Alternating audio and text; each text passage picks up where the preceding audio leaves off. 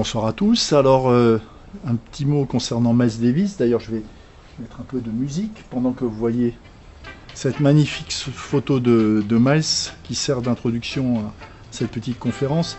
En fait, Miles Davis, pour moi, c'est un musicien très important dans la mesure où c'est le premier trompettiste que j'ai entendu quand j'avais une dizaine d'années. Quand j'ai décidé de faire de la trompette, c'était parce que j'avais entendu Miles faire de la trompette sur un disque qu'on m'avait offert pour mon anniversaire. Donc c'est un musicien important pour moi et je pense que c'est un musicien important dans l'histoire de la musique du XXe siècle, en particulier dans la musique de jazz, mais plus largement, c'est un musicien qui a eu une influence dans pas mal de styles différents et qui a vraiment marqué la musique du XXe siècle. On l'appelle aussi le Picasso du jazz, enfin. Et c'est aussi quelqu'un qui est parvenu à un statut de superstar. Alors, c'est pas obligatoirement l'aspect le plus intéressant du personnage, mais c'est quand même un parcours qui est très important parce que ça repose sur la musique, mais aussi tout ce qu'il y avait en plus de la musique, c'est-à-dire le contexte sociologique, en particulier aux États-Unis, puisque Miles Davis était noir et que son évolution s'est faite dans un pays où le racisme était très très fort, en particulier au début de sa carrière, et il n'a jamais cessé de penser justement aux humiliations qu'il avait pu subir, lui et ses amis musiciens, pendant tout son parcours, en particulier au début de sa carrière. Alors on va voir où Miles est né. Je vais demander à Thierry de passer à l'image suivante. Alors, Miles est né à Alton, dans l'Illinois. Alors, Alton, c'est une petite ville qui se trouvait pas très loin de Saint-Louis. Saint-Louis, dans le Missouri. Alors, Saint-Louis est une grande ville du Missouri qui a été le creuset et l'endroit d'où sont partis pas mal de musiciens de jazz importants. Dont Clark Terry, dont je vous parlerai tout à l'heure. Donc Miles Davis est né à Alton, dans l'Illinois, au mois de mai 1926, dans une famille qui était une famille relativement aisée, puisque son père était dentiste. Alors c'était la bourgeoisie noire, évidemment, dans un pays, comme je vous l'ai dit tout à l'heure, qui était un pays profondément marqué par le racisme. Et vers l'âge de 1 an, les parents de Miles vont donc déménager et s'installer à Saint-Louis. Alors, ils habitaient à East Saint-Louis. East Saint-Louis, c'est la banlieue est de Saint-Louis. Ils s'étaient installés dans un quartier qui était majoritairement blanc. Et donc, à l'école primaire, Miles va expérimenter ses premières relations difficiles avec ses camarades blancs. Et on va regarder l'image suivante, où vous allez voir donc la famille de Miles Davis. Donc on voit Miles quand il était jeune, quand il devait avoir 9 ans, 9-10 ans. C'est une image qui correspond au moment où il a commencé à faire de la musique. Je vais vous faire écouter un peu de musique. La musique qu'on écoutait à l'époque, qui était notamment, dans ce cas-là, la musique d'Earl Hines. Earl Hines était un grand pianiste qui avait joué avec Louis Armstrong. Et donc Miles vit dans cette famille où il a un frère et une sœur.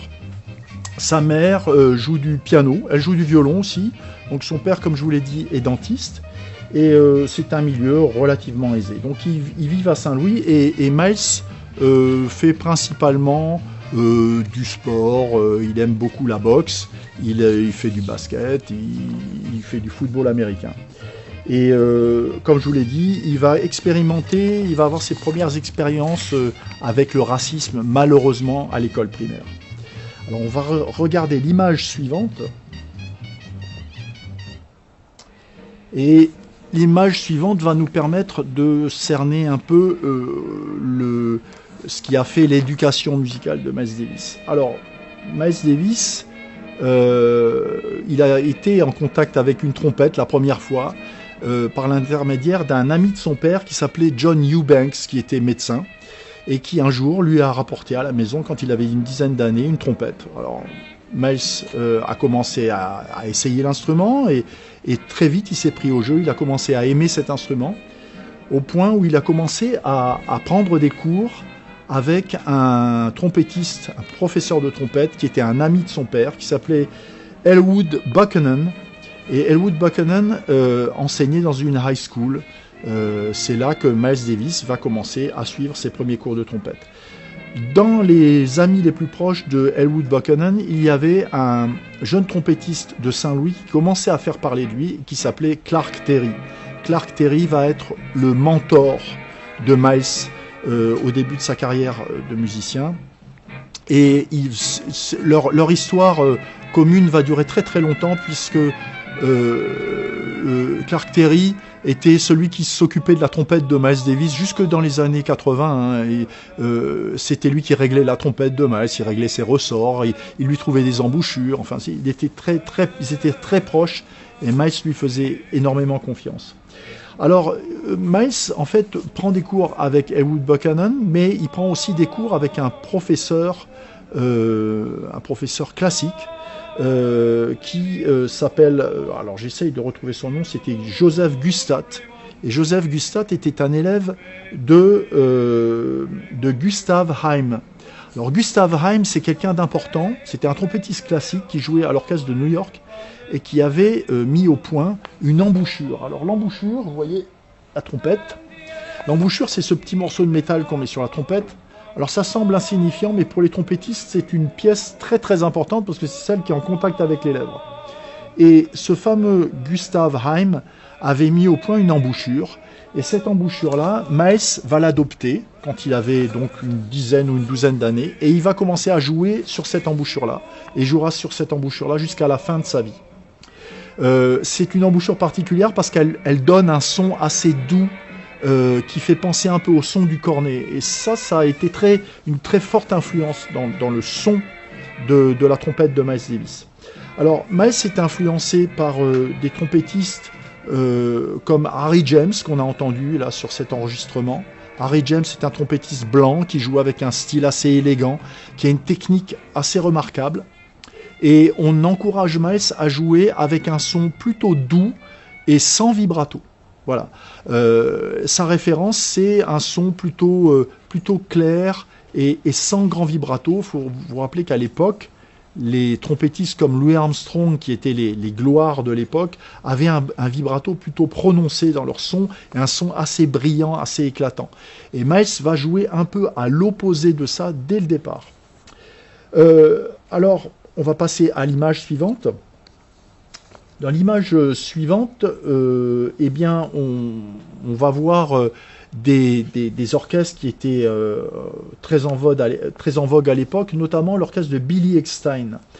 Alors là, on est en 1942, Miles a 16 ans, et il va devenir musicien professionnel. Alors comment ça se passe aux États-Unis? Pour devenir musicien professionnel, il fallait s'inscrire au syndicat des musiciens. On n'était pas, et je crois que ça fonctionne encore comme ça maintenant, on n'était pas musicien, on ne pouvait pas devenir musicien professionnel si on n'adhérait pas au syndicat des musiciens. Le syndicat des musiciens est un organisme très très puissant aux États-Unis, et c'est lui qui permet aux musiciens de travailler. Et donc Miles s'inscrit au syndicat des musiciens à partir de 1942, et il va participer à des petits orchestres qui sont des orchestres locaux. Alors, il y a l'orchestre de Eddie Randall et il y a le Blue Devils qui joue du Duke Ellington, du Lionel Hampton et du Benny Goodman. Alors, vous voyez sur l'image, vous avez à droite une photo de Billy Eckstine. Alors, Billy Eckstine était un chanteur, chef d'orchestre, qui dirigeait un grand orchestre de jazz. Et là, on est dans les années 40, et dans les années 40, il se produit un phénomène absolument essentiel dans l'histoire du jazz, puisque c'est la naissance du bebop. Alors le bebop, qu'est-ce que c'est? Le bebop, c'est une nouvelle forme de jazz qui est jouée par un carteron de jeunes musiciens qui sont à New York pour la plupart, et qui ont décidé que le jazz devait être très différent de ce qu'il était jusqu'alors. Jusqu'au début des années 40, le jazz, c'est une musique de danse, c'est une musique, comme on appelle ça, une musique d'entertainment. En anglais, on dit entertaining. Donc, c'est une musique pour danser, une musique pour aller boire un coup et parler avec ses amis. C'est pas une musique à laquelle on fait spécialement attention en s'asseyant et en regardant le concert. Ça se passe pas comme ça avec le jazz. Mais à partir des années 40, les musiciens de bebop, les jeunes musiciens de bebop vont décider que le bebop, donc ce jazz moderne, va devenir une musique de concert. Et ça va être de plus en plus le cas. Et cette musique-là va devenir une musique de plus en plus sérieuse. Si on peut la comparer à la musique classique, c'est un peu le même phénomène. La musique classique qui au départ, au tout début, était une musique de danse, une musique légère, est devenue une musique de plus en plus importante qu'on allait écouter et pour laquelle il fallait un certain niveau de concentration.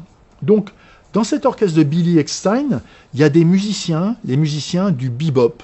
Et ces musiciens du bebop, il y en a deux qui sont emblématiques, qui s'appellent Charlie Parker et Dizzy Gillespie. Et Miles Davis va les rencontrer en 1944 lorsqu'ils vont venir faire une tournée à Saint-Louis. Et ils vont jouer dans un club, et Miles va même remplacer l'un des trompettistes qui était malade. On l'appelle, comme ça, l'orchestre de Billy Eckstine est en ville, et il cherche un jeune trompettiste qui puisse remplacer comme ça au pied levé. Alors Miles sait lire la musique, il sait faire du jazz, il en a déjà joué pas mal, et il vient remplacer au pied levé. Alors bien sûr, c'est hésitant, son style est hésitant, mais il arrive à s'en sortir pas trop mal, à tel point que ces deux idoles, Charlie Parker et Dizzy Gillespie, viennent le féliciter à la fin de l'engagement et lui disent « Écoute, si jamais tu veux continuer à faire de la musique, eh bien, rappelle-toi, tu viens nous voir à New York et on se rappellera de toi. » Voilà. Alors, on va regarder l'image suivante et je vais vous mettre un petit morceau de musique. Donc, ce qu'on entend là, c'est le fameux trompettiste Clark Terry, dont je vous ai déjà parlé, qui a été le mentor de Miles très très tôt, et qui a été un trompettiste extraordinaire, qui a fait partie vraiment des influences majeures de Miles au début de sa vie. Vous voyez aussi sur cette photo en haut à gauche le fameux Harry James dont je vous ai parlé, dont on a entendu un extrait tout à l'heure. En dessous d'Harry James, vous avez Louis Armstrong, qui était vraiment le grand trompettiste de jazz et aussi l'un des inventeurs de cette musique-là. Louis Armstrong, ça a été vraiment la voix du jazz à partir du milieu des années 20. Il y a en haut à droite, vous avez un trompettiste qui s'appelait Bobby Hackett, qui jouait plus précisément du cornet et qui avait un son très doux et que Miles aimait beaucoup. En dessous de lui, vous avez Buck Clayton. Buck Clayton, il a joué beaucoup dans l'orchestre notamment de Duke Ellington. Il avait un son très très très fin aussi, un style très très raffiné. Et puis vous avez aussi un saxophoniste dans cette liste, et ce saxophoniste c'est Sonny Stitt. C'est un contemporain de Miles Davis. Il vivait à Saint-Louis lui aussi, et il a beaucoup influencé Miles. Mais vous voyez au centre, bien entendu, Clark Terry qui a été une influence majeure. Alors on va passer à l'image suivante.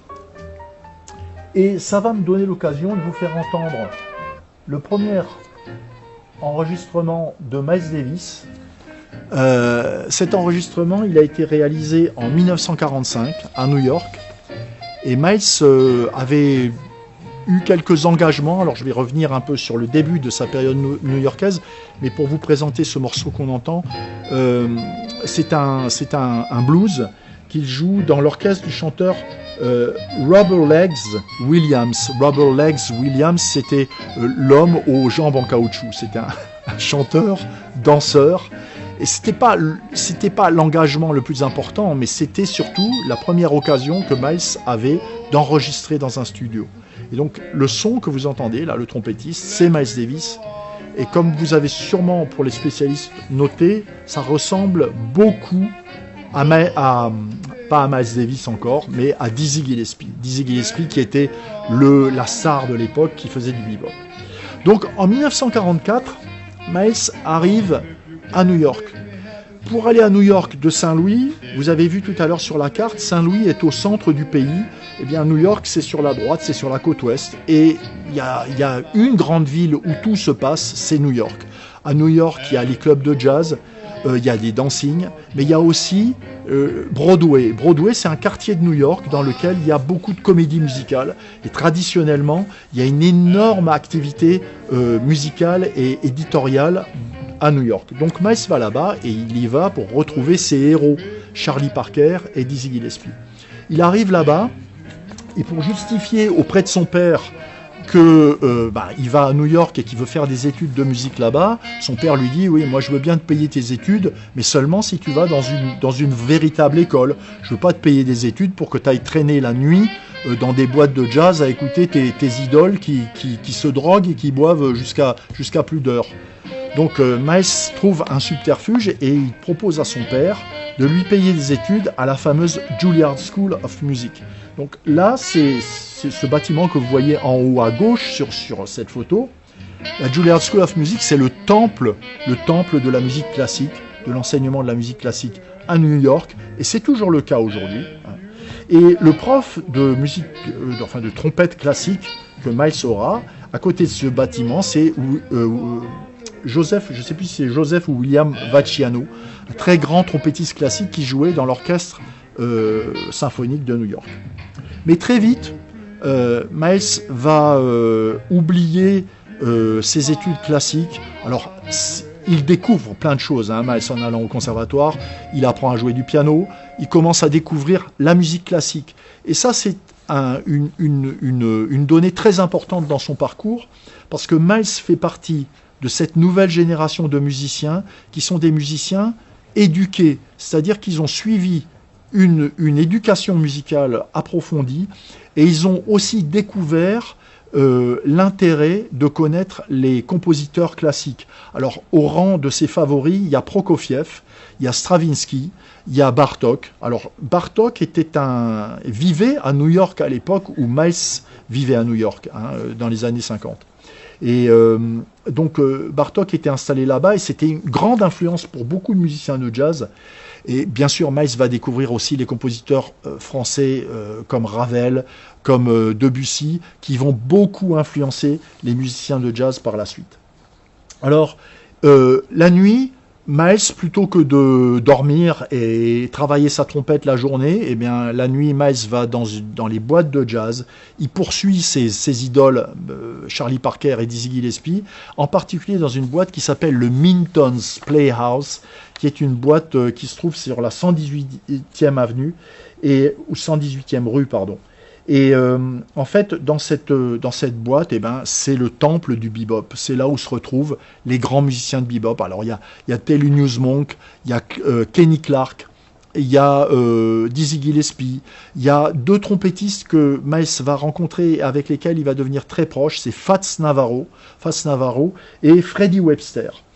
Alors, Miles va passer son temps dans ces endroits-là. Et évidemment, il va petit à petit délaisser ses études classiques. Il disait une chose, Miles, qui était sûrement vraie pour lui et pour beaucoup de musiciens de jazz à l'époque. Il disait, en une nuit au Mintons, lorsque j'écoute les musiciens de bebop, j'apprends plus de choses que ce que j'apprendrais en 2 ans à la Juilliard School. Voilà. Alors on va passer à l'image suivante. Et là, on va se retrouver avec une très jolie photo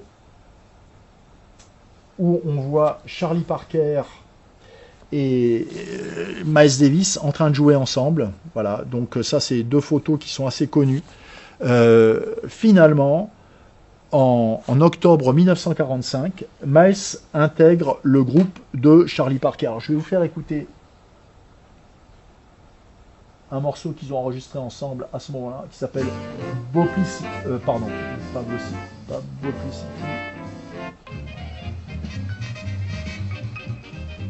Et ben voilà, je n'ai pas le morceau que je voulais vous faire écouter. Tant pis pour moi. Donc, Miles va rentrer dans le groupe de Charlie Parker en 1945. Pour lui, c'est un véritable avènement. Alors, la petite histoire, c'est quand même que s'il rentre dans le groupe de Charlie Parker, c'est pas pour rien. C'est parce que tous les trompettistes qui jouent avec Charlie Parker ont tous déserté son groupe. Et Dizzy Gillespie le premier. Pourquoi? Parce que Charlie Parker est un génie, mais en même temps, il est complètement fou. C'est-à-dire qu'il est héroïnomane. Il boit énormément, il a une vie complètement dissolue et il est absolument ingérable. Pour vous donner un petit exemple, il était fréquent qu'à la fin des engagements que les musiciens avaient avec Charlie Parker, donc ils jouaient dans un club, et à la fin, donc Charlie Parker se faisait payer avant d'aller payer ses musiciens. La plupart du temps, l'argent restait dans ses poches et servait à payer la drogue qu'il allait prendre à la fin du concert, sans payer les musiciens. Alors, Miles, qui est en adoration devant Charlie Parker, qui est un vrai génie, va quand même rentrer dans son groupe, évidemment. Il va même aller jusqu'à héberger Charlie Parker. Alors, héberger Charlie Parker, c'était aussi aller au-devant d'un certain nombre d'ennuis, puisque, évidemment, Charlie Parker attendait que Miles sorte de la chambre pour lui faire les poches et pour lui prendre ce qu'il avait dans sa valise. Alors souvent, Miles avait un gros avantage sur tous ses camarades musiciens, c'est que Miles avait toujours son père qui l'aidait. Rappelez-vous que son père était dentiste et avait donc les moyens de lui envoyer de l'argent régulièrement, tous les mois, et grâce à ça, Miles arrivait à vivre. Et pendant longtemps, Miles est arrivé à résister à l'attrait de la drogue, de la boisson. Il arrivait à résister à tout ça parce qu'il savait que c'était rentrer là-dedans, c'était fichu pour lui si jamais il tombait là-dedans. Donc il va arriver à se retenir pendant très longtemps. Malheureusement, un jour, il va tomber dedans, mais j'aurai l'occasion de revenir dessus. Donc, Charlie Parker, avec tous ses excès, va se retrouver avec son orchestre et Miles Davis en Californie, à Los Angeles, en 1946.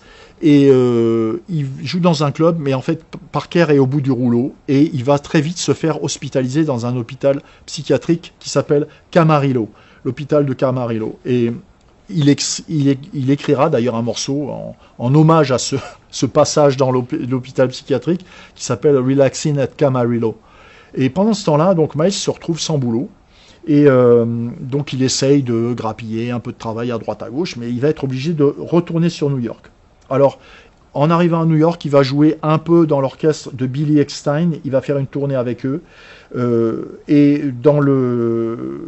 en 1947, donc Miles se retrouve vraiment sans boulot.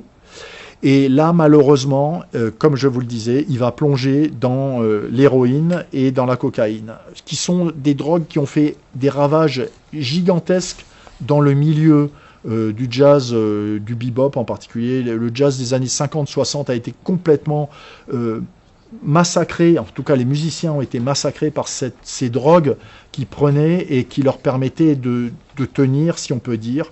Bien entendu, on ne peut pas justifier l'utilisation de la drogue, mais dans le contexte de l'époque, il faut savoir que les musiciens noirs, donc les musiciens de jazz noirs, pour la plupart étaient victimes de la ségrégation raciale. Dans la plupart des villes du sud des États-Unis, lorsqu'ils jouaient, on les mettait dans des orchestres, dans des hôtels réservés aux musiciens noirs.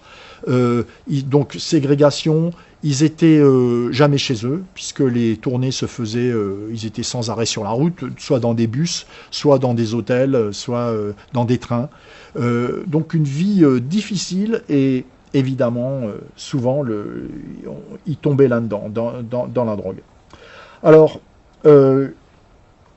est-ce que je peux vous faire écouter? Oui, alors, 1947, c'est un moment donc important pour Miles parce qu'il sombre dans la drogue, mais malgré tout, il fait toujours partie des jeunes musiciens préférés de la scène new-yorkaise, et il va même arriver à avoir son nom dans l'un des magazines les plus célèbres de l'époque, un magazine de jazz, qui va mentionner son nom comme jeune trompettiste prometteur parmi les jeunes musiciens de jazz. Alors, le problème de Miles, c'est que jusqu'à présent, il a toujours joué pour les autres, mais il a envie de faire sa musique. Et sa musique, il va avoir la chance de la faire. Justement, en 1947, il va se retrouver, et je vais vous mettre un morceau qui est emblématique de cette période-là. C'est un morceau qui s'appelle Boplicity. Alors, Boplicity, c'est une composition qui a été faite pour l'orchestre que Miles va monter en 1948 et qui jouera en première partie de Count Basie dans un une boîte qui s'appelait le Royal Roost à New York. Alors ce no-net de Miles Davis, no-net pourquoi no-net? Parce qu'il y avait 9 musiciens. C'est un orchestre extrêmement novateur à l'époque, puisque Miles va regrouper autour de lui un saxophone alto, alors ça c'était assez courant dans le jazz, un saxophone baryton, et celui qui jouait du saxophone baryton se trouvait être Jerry Mulligan, un musicien blanc. Au saxophone alto, Lee Konitz, pareil, un musicien blanc. Il va avoir aussi un cor. Alors le cor, c'était un instrument qu'on voyait quasiment jamais dans les orchestres de jazz. Un tuba. Alors le tuba, peut-être un peu à la Nouvelle-Orléans dans certains marching bands, mais autrement dans le jazz moderne, il n'y avait pas de tuba. Et une section rythmique. Et donc ils vont se regrouper à 9 autour de plusieurs arrangeurs. Dans ces arrangeurs, on retrouve Jerry Mulligan, saxophoniste baryton, un Gil Evans qui va devenir l'arrangeur fétiche de Miles Davis. Grâce à Gil Evans, Miles Davis va graver les plus belles plages du jazz orchestral un peu plus tard, en 1958. Et un autre très grand compositeur aussi, c'est John Lewis. Alors John Lewis est un pianiste qui s'inscrit dans la tradition du bebop, mais qui a fait des études.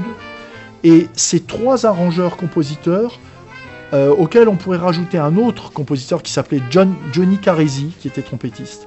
Donc ces 4 compositeurs vont créer un style complètement nouveau avec ce no-net. Le no-net porte le nom de Miles Davis, et c'est quelque chose de totalement novateur à l'époque. Ils vont attirer l'attention d'un producteur qui va les remarquer et qui, heureusement, va leur permettre d'enregistrer en studio quelques mois après leur prestation au Royal Roost en première partie de Count Basie. Et l'enregistrement qui est fait en 1949, qui va s'appeler Birth of the Cool, la naissance du cool, va devenir un disque phare des années 50. Il est enregistré en 1949 et il sortira en 1954 seulement. Mais cet album-là va être vraiment une des étapes fondamentales, cruciales dans le parcours de Miles, puisqu'il va donner de Miles l'image de celui qui a inventé un nouveau style de musique qu'on va appeler le cool jazz, qui va être joué pendant les années 50 par notamment beaucoup de musiciens blancs, et c'est là l'ironie un peu. Je vous ai parlé des musiciens blancs qui jouaient avec lui. Miles a toujours été très proche des musiciens blancs. Ça prouve d'ailleurs qu'il n'était pas raciste du tout, et il a beaucoup partagé avec eux. Et les musiciens blancs de la côte ouest des États-Unis, donc les musiciens de Los Angeles, seront très influencés par ce style de jazz qu'on appelle le cool jazz, qui est un style assez doux, comme vous venez de l'entendre avec ce Boplicity, un style assez doux qui s'éloigne du bebop en ce sens qu'il est moins virtuose, moins démonstratif et plus sophistiqué dans le choix des harmonies, le choix des tessitures des instruments et des couleurs orchestrales. Voilà. La période suivante, c'est donc la Blue Period. Je ne sais pas si Thierry, tu as pu suivre au niveau des images. On est sur la Blue Period. Je ne vois pas les images, alors sachez quand même que je ne vois pas les images moi-même, celles qui sont diffusées. Mais donc cette fameuse Blue Period est une période qui va permettre à Miles Davis de sortir des États-Unis. Il n'est jamais sorti des États-Unis. Il va participer à un festival de jazz qui va avoir lieu à Paris en 1949. Et ce festival de jazz va se dérouler à la salle Pleyel. C'est le Festival international de jazz de Paris. Alors, c'est un moment extrêmement important dans la vie et dans l'histoire de Miles Davis, puisque ça nous ramène un peu à l'actualité récente. Vous avez tous entendu parler de la disparition de Juliette Gréco. Juliette Gréco, ça a été le grand amour de Miles Davis en 1949, lorsqu'il est arrivé à Paris. Il l'a rencontré, il a rencontré les intellectuels qui vivaient à Paris à l'époque, notamment Jean-Paul Sartre, et d'autres comme Boris Vian, Pablo Picasso. il a fréquenté ce monde-là pendant un mois. Il est resté un mois à Paris. Et pendant un mois, il s'est dit que la vie en France valait le coup d'être vécue, beaucoup plus qu'à New York, parce qu'en France, il était reconnu comme artiste. On le trouvait formidable, on le trouvait beau, on ne faisait pas attention à la couleur de sa peau. Il pouvait tomber amoureux d'une blanche qui, en retour, était amoureuse de lui sans que ça pose de problème dans sa vie et sans que les gens ne le remarquent, alors qu'à New York, c'était totalement impossible. Et donc, Miles va vivre à ce moment-là de sa vie vraiment une période très, très agréable pour lui. Une chose que je ne vous ai pas dite, c'est que Miles s'était marié très très tôt. À l'âge de 17 ans, il se marie avec une jeune femme qui s'appelle Irène et avec laquelle il va avoir 2 enfants. Et sa femme Irène l'a suivi à New York et elle vit à New York avec lui. Donc on est en 1949, elle est avec lui depuis son arrivée à New York. Et ils vivent dans des conditions qui ne sont pas toujours faciles. Je vous rappelle que Miles est tombé dans la drogue et que tout son argent passe là-dedans. Je pense que le père de Miles, voyant les dérives de son fils, a arrêté d'alimenter la caisse de son fils, et donc Miles se retrouve tout seul. Alors, il est à Paris, il est heureux, il est amoureux, mais il réfléchit et il se dit que sa carrière, malheureusement, c'est de retourner à New York. Il y a d'autres musiciens comme Kenny Clarke, le batteur dont je vous ai parlé, qui faisait partie du mouvement bebop, qui l'accompagne à Paris et qui restera à Paris. Kenny Clarke va rester en France parce qu'il trouve que la vie en France vaut vraiment la peine d'être vécue. Elle est beaucoup plus douce qu'à New York. Mais Miles va retourner à New York, il va retomber dans la drogue, mais il sait que son avenir musical est là-bas. Voilà. Ça va me permettre d'arriver sur la dernière partie de ce petit exposé, donc la période hard bop. Et la période hard bop, c'est la période des années 1950 pour Miles Davis.